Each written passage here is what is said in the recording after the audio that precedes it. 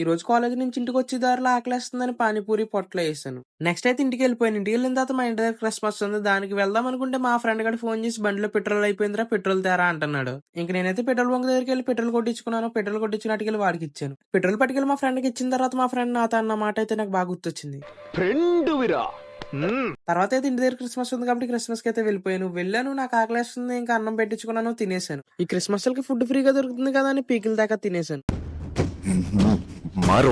Next అయితే ఇవాళ friends అందరితో కలిసి నైట్ సినిమాకి వెళ్దాం అనుకున్నాం సెకండ్ షోకి. అందుకని మన తాటిపాకలో ఉన్న అన్నపూర్ణ థియేటర్ కి అయితే వెళ్ళిపోయాం ఫ్రెండ్స్ అందరూ. టికెట్లు కలెక్ట్ చేసుకుని చోటు తాతయ్య గారు కనిపిస్తే సరదాగా మాటకెళ్ళిపోయాను.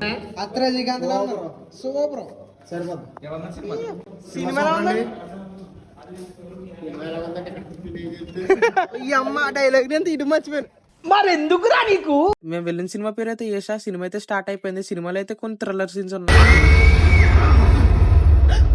సినిమా చూసైతే పెద్ద డిసప్పాయింట్మెంట్ ఏమీ రాలేదు నాకైతే. ఇంకైతే ఇంటికైతే వెళ్ళిపోయాను. ఇంటికి వెళ్ళిన తర్వాత చలికైతే చలిమంటేసాం. ఇక మీరు లైక్ అండ్ సబ్స్క్రైబ్ చేస్తే నెక్స్ట్ బ్లాగ్ తో కలుస్తా.